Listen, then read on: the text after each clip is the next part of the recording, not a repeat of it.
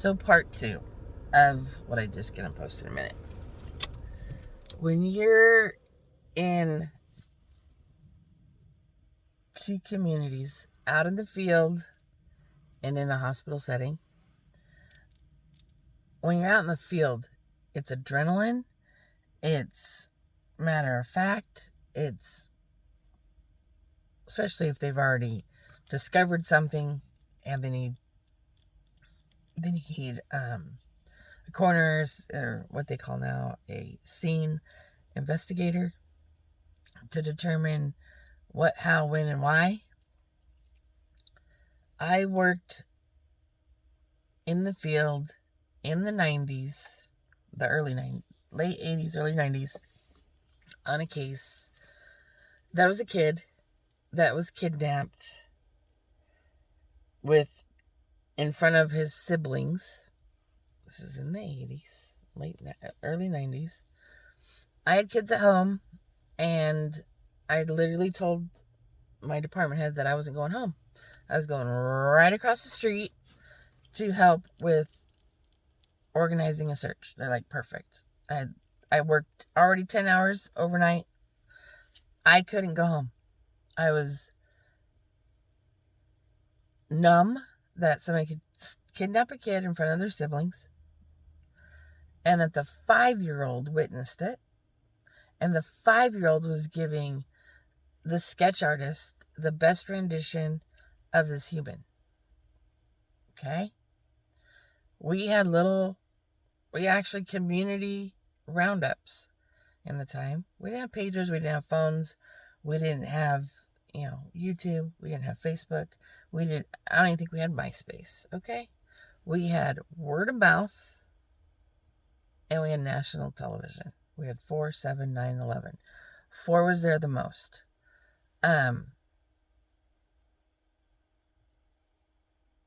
Day 40 something,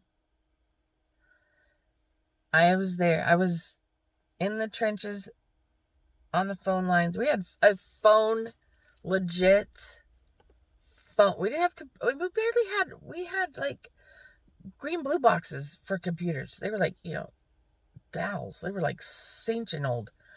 We had a 911 system.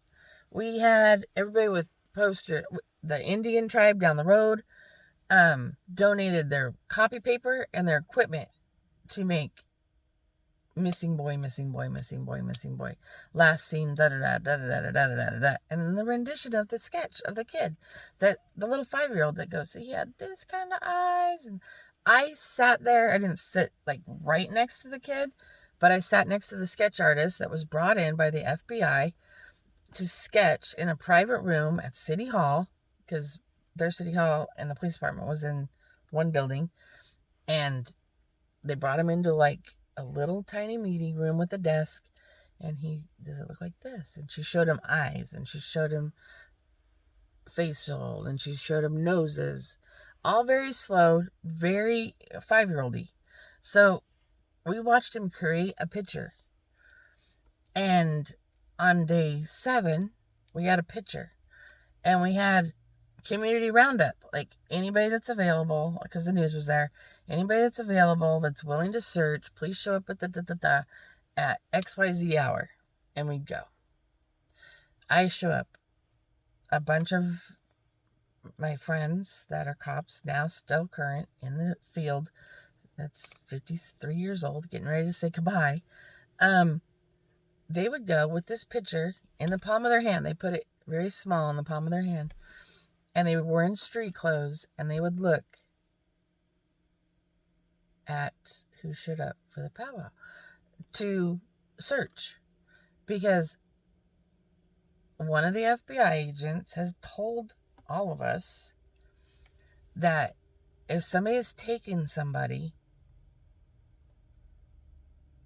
and done something horrible, they'll return to see what's happening, because we didn't have cell phones.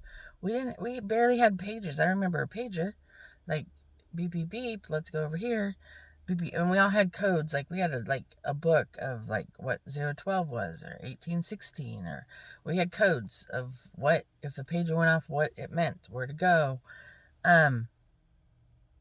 But patrol cars had green and blue screens in them. It wasn't like they were they weren't connected like they are now. So we had FBI agents blending in with the general folk, and I was on a microphone coordinating A, B, C, D, and we had a big, huge field map because we were out in the boonies, and there was a tiny city, kind of like Cal City, and we had a big area, kind of like Bakersfield, but it's in the low desert, and it's that way. Starts with a B, though. What can I tell you? And we coordinated with the police, mounted posse, mounted posse, 4-wheel drives, Jeeps, all the thing. If you have a Jeep, would you be willing to let us use it? Anybody on motorcycles that would go with off-road. And we did that I worked all day, or all evening, and I'd work half through the day. Work all evening, half through the day. We had searches in the night, we had searches in the day, we had searches in the morning, but we all had a coordinated effort during the day. And then if you saw something with the coordinations with your leader in that zone, we had brick phones. We didn't have right out communications. It was if you're on horseback, run to the guy in the front. We'll stay here. If you were in a Jeep, you stood right here and you sent another Jeep to go get them. We ended up finding, I was with one of the city worker dude that worked on the gang unit and the tagging, spray painting, and he was a remover of that. And he said there's some shady spots over here by water, and he goes, we're going to trailblaze that today. So we took off in our little tiny Jeep, and he stopped. And I'm like, what happened? He's like, look, probably half a mile away, there was a big, huge circle. Until he said it, I wasn't looking up. I was looking ahead and on the ground. And he said, look at the birds. Look at the birds. Some of them are going like this, and they're coming right back up. Some of them are going like this, the other way, flying the backwards way. He goes, he got a hold of somebody like on a CB or something, and then we had two. There was me, him, a cop, and an FBI agent. And we're like, okay, so we creeped into this canyon. There's water on one side, there's a path, and there's a mountain. And we're like, okay. So they're watching the birds, and I'm watching the ground. And we have a description of a car. We have a description of what the kid was wearing. And we make a turn, we went pretty much off the road, through the canyon, made it left, and all of a sudden I said, stop. There was 3 birds on 3 rocks, and I saw an outline, like a shaded outline of a pair of jeans. And I gasped, and they're like, and of course radios went off, and the whole bit went off, and the FBI agent put his booties on, because he was like, this could be him. And I stood back and gathered myself. I cried. I probably got sick. And before you know it, there was 60 people there. A forensic scientist van was there. And they verified with shoes. And they verified a lot of things. And I stood there and I went, this is why I'm in what I do, to see closure.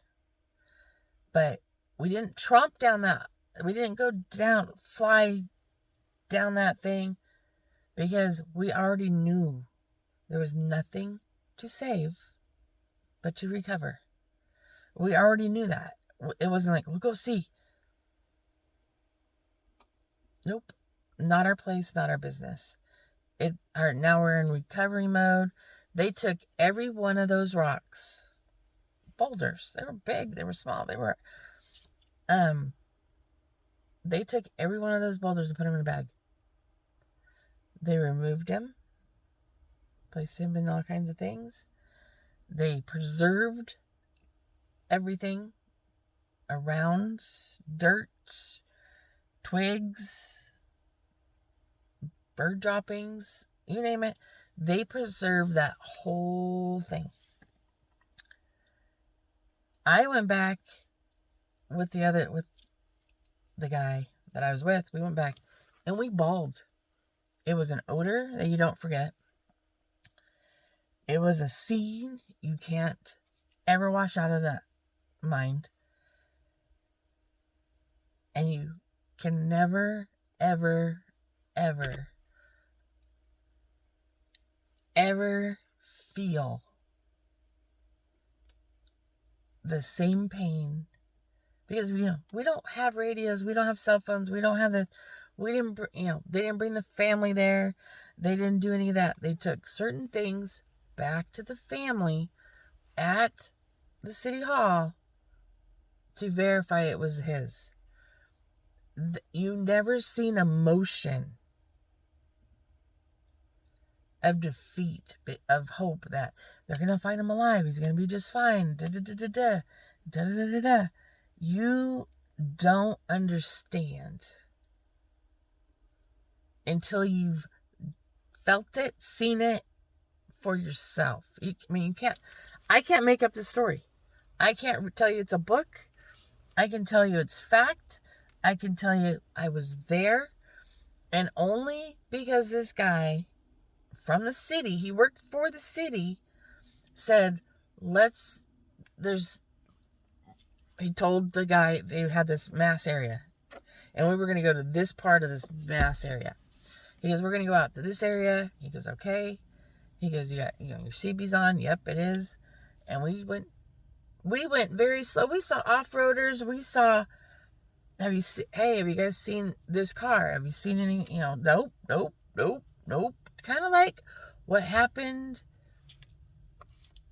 out in Cal City. There was people with, I don't know, we're just out here four-wheeling, whatever, dude. Peace out, Be careful, just be aware this is happening. Okay. So we made the turn, and all of a sudden, brakes. I'm like, what? He goes, look at the brake. I mean, like, he took our gatherings and put it in his head that we need to look for just, not this, the obvious. There's some disrupted dirt. There's some rocks. There's No. He looked at the whole landscape that day. We made that turn into that canyon. We went, we're down the water. The water's going down this side. The little trail's going right here. And the mountain is over here. We're like, here we are. Here's the water. Here we are. Here's the mountain. We came around this corner like this. And he stopped. And these birds were going counterclockwise in a funnel, down and up. Funnel, down and up. So he creeped up there further. We creeped. We didn't go, meow. No. We creeped up that canyon so slow. And he was just like looking. He was scanning the whole area. And then he goes, Kelly, look at the same thing. Scan the whole area. And I'm like, okay. I'm looking on the wall because I'm this side. He's on the driver's side. So I look up the wall side and I'm like, what's that? And he stops. He gets on a CB. Next thing I know, like I said, 75 people were there. But feeling, emotion, exhaustion, closure in an hour it sucks a lot. It literally sucks the life out of you. And like, and then you're at the hall where all this has been going on. People are making posters and lunch boxes and lunch bags and all that. And the chief of police comes in and the family members come in and they address all of us volunteers saying how grateful, stoic, a mess, crying. This is like hours later, but very grateful, religious, overappreciated. Never once did they ever say to any of us, I don't think you guys are doing enough. I know you're doing your best. It was more courage. Thank you. The husband went out a couple times with us. The little kids were playing with other little kids. Other families brought their kids to play with those kids because they couldn't put them back in school because everybody was like, there was like a 6 or, well, he was 5. I think there was 8 and he was the oldest. He was 10. And they brought him to the hall to have play dates so they wouldn't be invested in the news because the news was out there. It was like boop, boop, boop, boop, boop, boop, boop. But they weren't stirring up the trash that's happening right now. They weren't, they're doing searches, they're doing this, they're doing that. Thank you to XYZ Indian tribe for donating, da-da-da-da. After that case closure funeral, the whole city was there. I swear the whole city was there. The mayor, the governor, everybody was there. Closure for that family was like relief. Now it flipped. They then, because they had one billboard. It was yellow. It was off the 10 freeway. And because it was where they found him, they felt that this person or somebody, they put the picture of the dude and the kid. Information, find my murderer. They felt that maybe, just maybe, somebody would notice this person picture, remember, rekindle the thoughts. Maybe that this guy had a kid for a minute, because the forensic science also came to us and said he didn't die in a day. He didn't die in 2 days. He didn't die in 3 days. He died over 2 weeks. Like when we saw him, he probably barely died, like within 48 hours. But it was 48 or 50 days in. So this guy that killed him kept him for many days. He was a mess. The forensic science of his body was a mess. And years go by. You kind of you drive out on this freeway often and you're like, still up, still up, still up, still up. The reward's still the same, still up. Drove back and forth, kept seeing this poster, keeps resonating in your head. They still haven't found him. They still haven't found him. They still haven't found him. They found the kid. That was done. That was a wash. That was over with. That was relief for the family. They're like, whoop. But they still haven't found the guy's killer. And it wasn't if you know something, say something. If this guy looks familiar, please call. If this guy looks familiar, please call. If this guy looks familiar, please call. Then the poster, then that. We didn't have electrical billboards. We didn't have any of that. This was set for 3 years on the freeway. Been replaced like 2 times. It was set for 3 years on the side of the freeway. Nothing. The case of who murdered this kid went cold. Years go by. Almost 10. And a deputy pulls over an individual in a whole different state that has a laundry list of bullshit. Blah, blah, blah, blah, blah, blah, blah, blah, blah. Ticket release, ticket release, ticket release, ticket release, ticket release. Well, this one was a little bit worse. He was drunk. He was wasted. He was going to jail. He was drunk. So the deputy took him in to custody Did all the things that you do for, setting up somebody to go to jail. You're going to get fingerprinted. You're going to do all these things. But they had just began the national database for fingerprinting. They had just, he got arrested a month that this was already active in the nation. And for whatever reason, this laundry list of ticket release, all these things. Is there a dog walking by himself? I hope he's not walking by himself. Oh, no. Ticket and release, did the fingerprints, did all of these things. And for whatever reason, with all the ticket and release, as long, he had a record of all these things,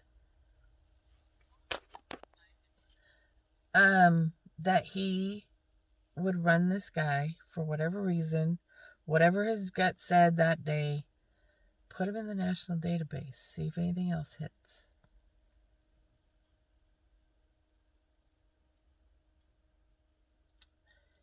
And with that action led to an arrest and transportation from one state to another state to the city of Riverside because of the actions of a department that preserved evidence because of the way they talked to us searchers and the way they wanted things to be handled, not disruptively, not crazy out of order. They took evidence, preserved it, put it all the things that could have been, this isn't this kid's fingerprint, this is this person's fingerprint. But because we didn't have a national database in the 90s, that it was sitting, Riverside County scanned all things that were cold into this national database. They also scanned all the prisoners in all of their jails, put them in the national database, because you don't know where these fellas go. They don't know where these women go. And as all of that was taking place, they're putting in the national database. They're also putting in evidence into database, fingerprints. This was a piece of tape that had a thumbprint on it. From tearing it, a thumbprint, it was put in a national database. This cop put this guy's fingerprints into the national database. He's still in jail. He has a laundry, expired license, know this. Car was different, so that didn't pop up on the screen. But he did. In a sketch from a 5-year-old. And the cop did the math, called Riverside PD, said, I think I have your guy from this. Do you want to speak to him? Within probably 4 days, they had him in jail, locked up, tighter than a drum, because the national database had his thumbprint. And they wanted to talk. They extradited him. It took about 6 months to get him here. And they filed kidnapping, murder, rape, all the things. That guy wasn't going nowhere. And he's still in jail. He's still living. He's serving a life. He was gross. I went to that trial every single day because I wanted to see this from the beginning to the end. And it was wowza. It was what? I mean, you look at that mother piece of shit and you go, you're foul. You are ugly. You are gross. I would never save your life if you came on a gurney from the jail to my hospital. Nope. Never. because it sucked the life out of me that day. I can't imagine 53 days. I can't imagine with all the stuff that's going on in Cal City. I can't imagine 95 days. And hearing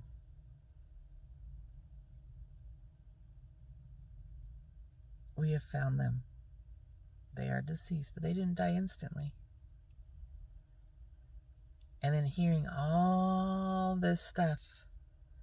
What would happen to you? What would happen to your overall body style, language? What would you feel? My kids then were 3 and 6 when this happened. Now they're 30 and 25. But they went to that memorial with me. My son said, and that's when they did the stranger danger stuff. They did code words. They did help run. They did all of these things because he was taken in front of his other siblings. He was taken. He was the brave one. He got took. You were not taking his 5-year-old brother. You were not taking his other sister. You were taking me. He's like, nope, you're taking me. And the little boy said, he'll go help. He'll go help. And people saw things that they didn't know was prevalent. People saw things happen and didn't say anything until 52 days. 52 days. 94 days feels like a marathon. But we haven't even scratched the surface. And for people to just go out willy-nilly around things without acknowledging that there is law enforcement, and if they don't want to tell you, yep, we've been there. Nope, we haven't been there. That's a good place to go. 9 times, they'll have field agents. They'll have somebody that they can refer you to give you, hey, we haven't checked this area, but check it in an orderly fashion. Now we have cell phones and this and that. I mean, they can pin you in 2.8 seconds. But when I did it, it was totally different. Totally different. Anxious. Nervousness. Knowing that there were FBI agents looking at a crowd. Then when we found him and buried him, they had field agents looking like family members to read the crowd, because sick individuals like Glory, wow, look at, I did this, they are crooked, scary people, and we knew they were in blended. The family knew that they were in blended. Do you see anybody you don't know? Like, it was literally like a movie. It was like, you see anybody here that looks suspicious to you? Have you ever seen him before? I mean, you get this script. You get to know the lay of how to conduct yourself. And when I said I can't go home, there's a little kid missing. I have a big mouth. I know how to use it. I'll get on a microphone. I don't care. I need a group. Who's going to go on horseback today? I mean, we had horses from everywhere. Chino, Apple Valley, Lucerne County, Kern County, Barstow, way up in, you name horse. I mean, they were police officers' horses at some points, but they were, we had the sheriff's rescue team people. We had hikers and long haul hikers and search and rescue and helicopters and all of the things. We had all the craziness too. I was in the trenches of the beginning, so you got to be, oh, there's Kelly. Put the pat, you get the visitors approved to go into access all things. You go into the call room and you just be, this could be important. This could be important. Because we didn't have social media. We didn't have that. So you guys need to remember there are police in this whole thing. There is a family too. Family and family. Family, blood ties. Family, no ties. And you need to remember, what would you do if you fell upon them? Would you respect? Would you flaunt it all over Facebook? Would you put it all over YouTube without respecting what you discovered, what could come of it, what kind of prosecution, what kind of any of that? What would you what would you want? Would you want a conviction? I didn't even tippy-toe into that scene. I felt it. I saw it from afar, but it exhausted me. Anxious. Holy crap. Fuck. Really?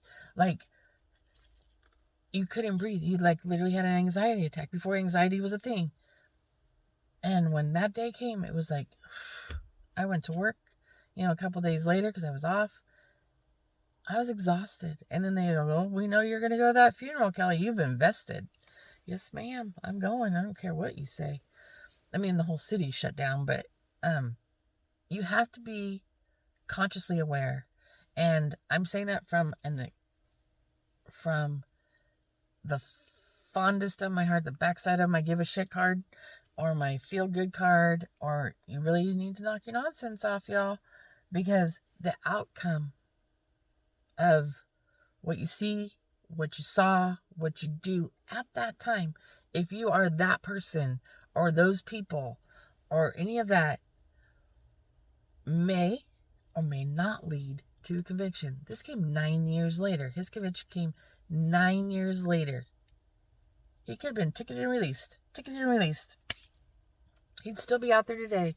Who knows if they've ever put any other person to it, but they got him on this case because of the awareness of how important it was to find, maybe not that day, maybe not that week, not maybe that month, but 9 years later, you have to be aware. And if you're not aware today, you should be aware about it. There's been so many videos and so many things and so many pictures and so many things that could proceed to conviction type stuff. Be respectful. Be knowledgeable. Don't be willy-nilly in it. Like, and then giggle and laugh. We didn't have that then. We had VCHs, like cameras with slap tape in it. You have to be respectful of all the parties involved. Police, federal agents, detectives, field agents. Like, you have to be respectful. I'm hoping that they'll be found, but the logicness and the math tells you different. So they're in the same boat, but did they forget about that case that's now 25 years old? Nope. It took one person, because we have evidence here, because we retrieved, it sat cold, that because of this person over here did his procedures, policies, and gut-wrenching thought, this guy's dirty, look at his shit. Boom, I'm going to put him in the now. Bring, rekindle. So, be respectful of what you've done that may or may not have fucked this up. Hope not. To what could happen. And don't let, when that came over the news 25 years ago, I was shocked. And then I followed it in the bottom half. I think it was probably back in the day, newspapers, like if it's important, it's on the front top left-hand corner. If it falls through the cracks, it's in the inside left-hand corner. I followed that from the time they extradited him to Riverside. And then I looked every single day to see when he was going to be in court. I was addicted. I wanted to see this jerk. I wanted to see if I saw him in a crowd. I wanted to see what he looked like. I wanted to feel him in a room. Because I wasn't going home that day. I wasn't going home that afternoon. As soon as I heard that thing happen, I was not going home. I wasn't going home until this was over. And when the body came over, we were like, boop. Okay, now we got to plan a funeral. And of course, everybody stepped up and did that. It was amazing. You guys can look it up. I will give you the kid's name. I will give you his name. It is Anthony Michael Martinez. Anthony Michael Martinez. That's the case I worked on from half a day one, all the way to conviction. But it took 9 years, and I was there every single day in that courthouse, listening to all the bullshit, listening to what was collected, listening to the evidence, listening to the morgue, listening to this, listening to that. It was release and relief that so be invested. You can be invested. You can have your heart and mind, fingerprints and all of that. But note that the outcome should come. Might not be today, might not be tomorrow. It hasn't gone in 94 days. But it could get there. But you have to be conscious and aware of what you're doing. How you do it. Because what you thought was nothing today could go backwards and look at it again and be evidence. But if you've had, people just tromp through it, it's going to be hard. DNA and fingerprints are the two strongest things that convict and put people in jail. DNA and a fingerprint. And somebody speaking what happened.